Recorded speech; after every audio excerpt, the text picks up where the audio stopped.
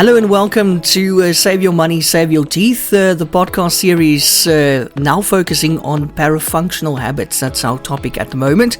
And parafunctional habits include the unconscious or stress-related things that we do with our mouth that can wreak havoc on our teeth, jaws, and our overall health. We've already covered quite a few, including nail biting as well as cheek and lip biting. And this week, we are talking about ice chewing. Why crunching on frozen water could be cracking your teeth and costing you thousands. I've seen this before. People were chewing on ice, especially in summer. I used to have a neighbor during summer. He would just go to his freezer and grab a couple of ice cubes and then just chew on it for fun. Not even flavored or anything, just normal ice cubes, chewing on it, and he seemed to enjoy it as well. I just couldn't really enjoy it. I don't know what was so amazing about it. But let's ask Dr. Yudelman what happens when you chew on ice. Dr. Yudelman from OPTISMILE, thanks for joining us again. Are you well? I'm well, thank you. And I miss summer. We're getting into winter, I guess, now in the Western Cape. Yeah. Aside from ice chewing, which we're going to talk about now, I just find the sound of someone else crunching on ice one of the most annoying sounds. It's a terrible habit. It is terrible from noise. The point of view of just, if you're going to chew ice, do it in the privacy of your own home or something. Yeah, it is quite a. I've been in a crunch. restaurant where someone's chewing. Yeah, you think, someone just stood on a cockroach or something. It's crunch, crunch, crunch. Yeah, it's like it's a hectic crunch, eh? And you can actually hear hectic. how damaging it could be to your teeth, depending on the state of your teeth, I suppose. But I mean, Yes. when you look at it just like that, ice chewing actually seems harmless. It's just water, right? Why is it a big deal? Yeah, it's just water, but once it's frozen solid. And it's essentially a crystal block. It's surprisingly hard and unforgiving. Your tooth enamel is extremely strong. It isn't designed to crush such a rigid material repetitively. And over time, this can create micro cracks, especially if you do it daily. Think of it like a windshield. A little chip in your windshield can gradually spread until you have a full-blown crack. And, for some people, they might say it's refreshing and crunchy and they love it. The repeated impact can lead to big trouble for your teeth and your bank account. Once a piece of tooth snaps off or a filling pops out, or probably one of the most common things is for one of the sides of a tooth to break off. I think we did an episode on cracked tooth syndrome or cracked teeth and on inlays and onlays. So I can absolutely assure you that you headed for a dental appointment at some point. Don't say, I've done this my whole life and nothing's ever happened. Just you wait. You've been warned. Just you wait, yeah. And can you tell us a bit more about the damage that ice chewing can do? So it can crack your teeth. What else can it do?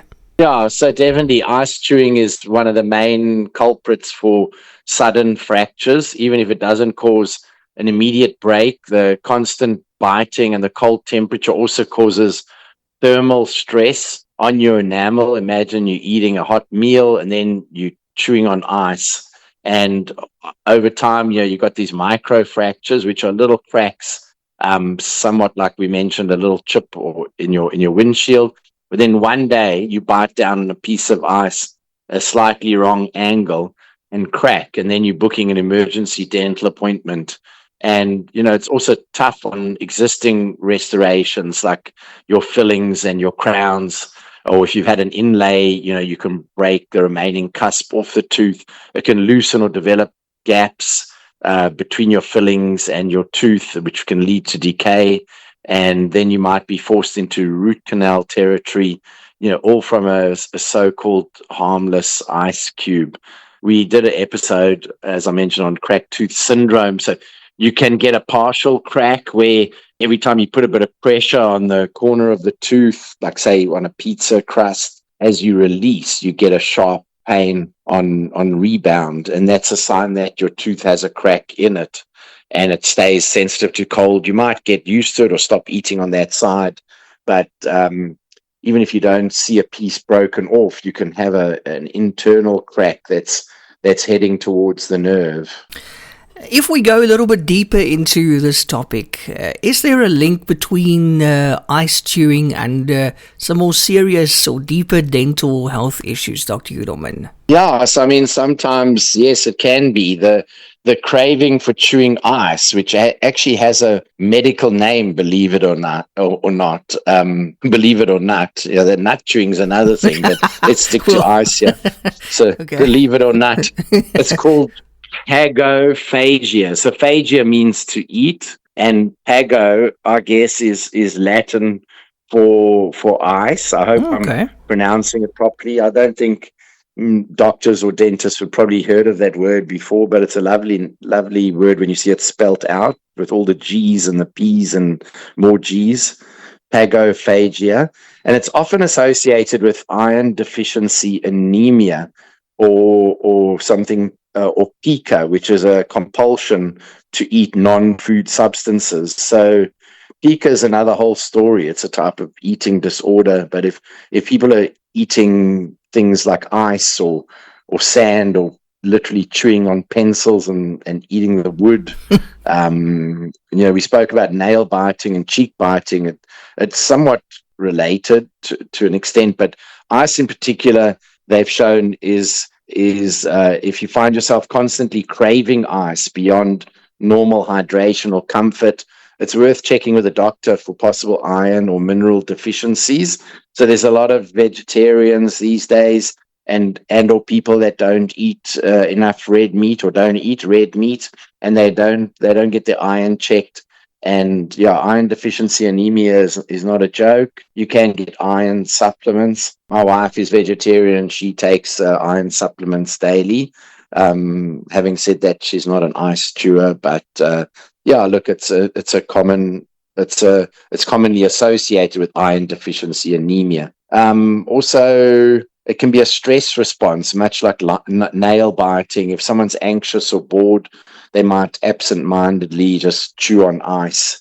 I mean, I generally, when I'm around people that are chewing on ice, they tend to be those like highly strung type A personalities with like kind of a bit of a short temper, and then they chewing on the ice. It's kind of an aggressive. You don't get someone who's chilled, excuse the pun, chewing on ice. Brilliant. That was brilliant. People that need to chill chew on ice. As far as I've experienced, that's not a professional opinion. Yeah, you're very, very, very clever, very sharp today, Doctor. You're always clever, but I mean today you're very sharp with all these puns. Yes. So what you're also saying is that basically if people crave ice or even other things like eating sand or whatever, it could be a sign of low iron. It does, or could it be that you're pregnant or something? Yeah, so I mean, it's just a classic red flag for iron deficiency. I'm not sure about pregnancy. The best step is just to get tested, and if that deficiency is corrected, apparently often the ice obsession magically disappears, saving your teeth from further damage. So that's an interesting intersection of medical and dental health. So if it's something you've done, or maybe it's a craving you've had recently, you've picked up from somewhere, get your iron tested. All right. Okay. Very interesting. Okay. So let's move on now. Doctor, ice chewing, does it affect your fillings, your crowns, or your veneers differently than your natural teeth? Yes, in some ways it's worse for those things. So each filling or crown margin is a seam that can be compressed or compromised by repeated stress and impact. And with veneers, you risk chipping the porcelain edges. Fillings can crack or leak. Just speaking about veneers, we did episode on bonding versus veneers versus injection molding, and then 2 episodes about looking after your bonding, looking after your injection molded composite bonding. So if it's something that you have or you're thinking of doing, go back and listen to those episodes. And we speak about nail biting and ice chewing in those. Normal fillings can crack or leak, letting bacteria in and causing decay beneath. your fillings and your restorations are strong, but they're not bulletproof. And ice chewing will definitely shorten the lifespan of any dental work, and that's an avoidable expense.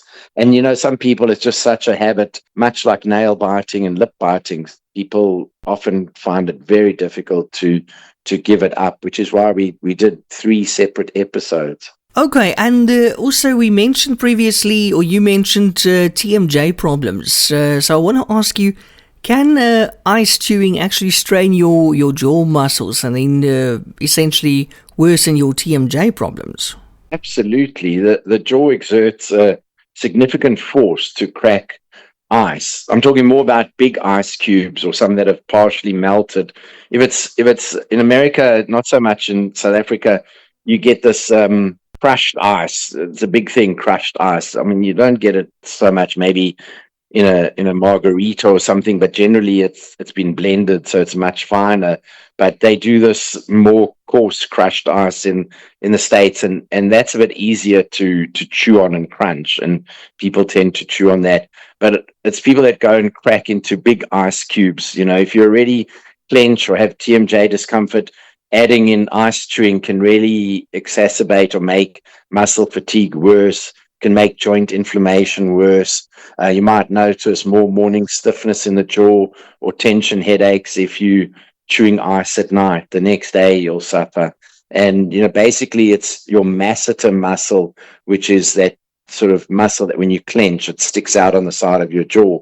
It's basically saying, I'm exhausted from chewing this super hard substance, and over time that can lead to persistent facial or jaw pain. And what are the early warning signs that ice chewing is actually harming your teeth? Will you be able to see it or feel it? Yeah, so when you got patients that are ice chewers and in certain light, or you take a photograph with a macro lens and a strong flash, or when we scan patients with our Tero scanner, which shows it's got near infrared imaging, we can see a lot more tiny hairline cracks in patients that chew ice, edges or sharp edges, corners that are just suddenly chipping off, constant chipping, increased sensitivity to hot and cold, a tooth that feels slightly loose, that repeated pinging sensation when biting, especially on releasing. That can happen after a chewing accident, which is like if you're eating a hamburger and there's a little piece of gristle or bone in there and you're chewing on something soft and all of a sudden you hit something hard. That's or if you're terrible. eating a salad or you're eating like a soft salad and then there's like, say, cashews in there or some other kind of nuts, and you hit a bit of a shell, for instance, or, say it's like biting on a ball bearing, you don't expect it. Yeah. The next thing.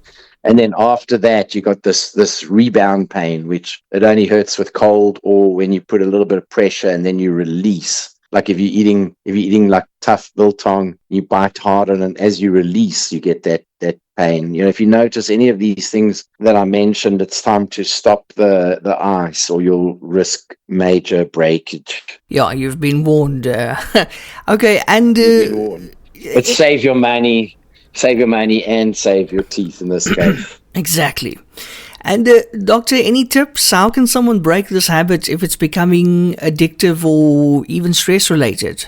Yeah, I've especially put down a few bullet points here to help people, because one thing saying don't do it, but I think if you can identify triggers, ask yourself, are you chewing ice when you're stressed or when you're bored? What triggers you to start doing it? Substitute. As I mentioned, you can maybe switch initially to crushed ice or more of a slushy type drink that's not as hard, or probably something that's even healthier is, why not grab a cucumber, which is cold and still is crunchy and it's good for you. There's a lot of good stuff in cucumbers, especially if you eat the skin, or maybe some baby carrots, which are really nice. In South Africa, we have amazing vegetables. We're so lucky. The carrots taste like carrots. I might have mentioned I lived in Australia for 12 years, and I was in California before that. And I think we have the best fruits and vegetables. Why not go for a cucumber or a carrot instead for crunch? If you want to put your baby carrots in the fridge, normally, they retain the cold nice, and it's sort of a similar kind of feeling. And then if it's stress, stress management, if it's stress related, if it's anxiety, why not try deep breathing or some meditation exercises, or get yourself a stress ball that you can squeeze the heck out of rather than breaking your teeth. I mentioned already, if you suspect any kind of iron deficiency or you haven't had a full blood count, I'm a big one for getting full blood tests at least once a year. I don't think a lot of people in South Africa are proactive enough with their general health, never mind their they only go to a doctor when they have problems. But why not get things tested, get your iron levels checked, get your vitamin B checked, unrelated to ice chewing. It's just my general advice. A lot of people are very low in vitamin B these days, and vitamin D, and we don't get enough sunshine. We're putting on sunscreen, and these are things that are easy to sort out. And then stay hydrated. So some people chew ice when they're thirsty. So sipping on ice cold water can give you that same refreshment without having to just crunch on the ice. Okay, and also now that you mentioned the cucumbers, I want to add gherkins, those massive gherkins that you get in those glass tins. I think they would be quite nice as well for a crunch. Yes, but be careful with too many gherkins or as a regular habit, because we did an episode about sensitivity and putting hot water and lemon and eating acidic things and pickles or pickled cucumbers or gherkins. I think there's also sugar in there, but there's a lot of vinegar. Anything that's like very sour or tart means that it's acidic, and then that can cause other problems like acid erosion on your teeth, or even eat in between your fillings and your tooth. So thanks for helping with the gherkins, but I think stick with cucumbers or carrots. Okay, wow, okay. Well, I just learned something there. Or if you have a piece of cheese after the gherkin, maybe nibble on some cheese, which will neutralize the acids, and it's also good for your teeth. And it also, kills your appetite, so you won't snack on too many carbs.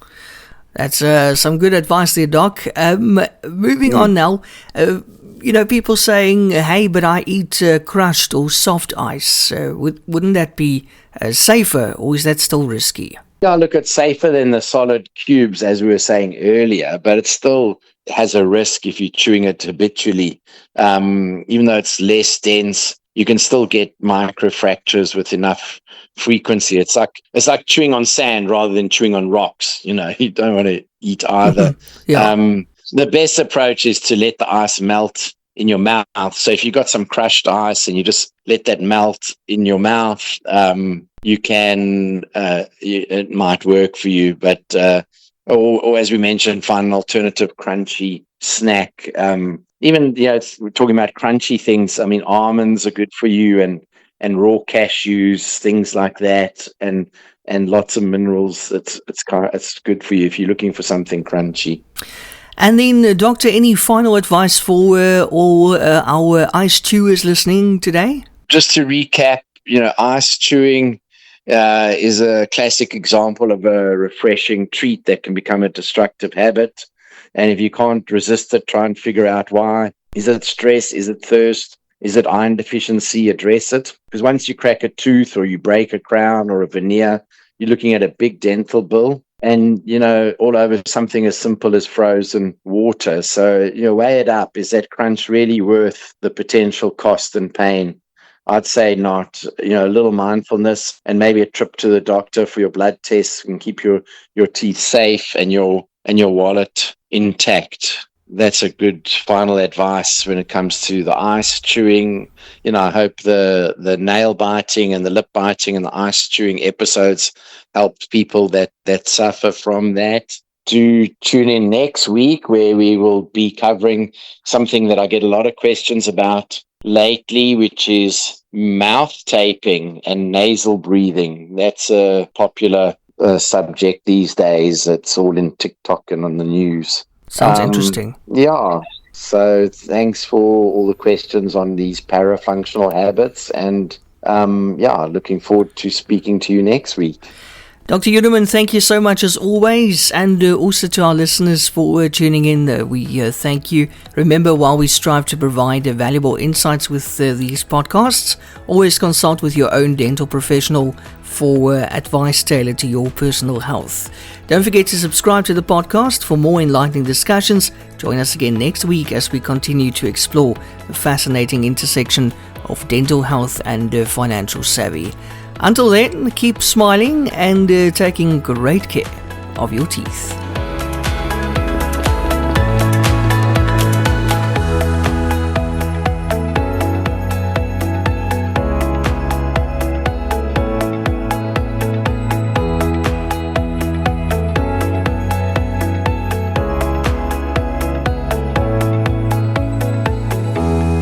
Discover the world of dental excellence with OPTISMILE.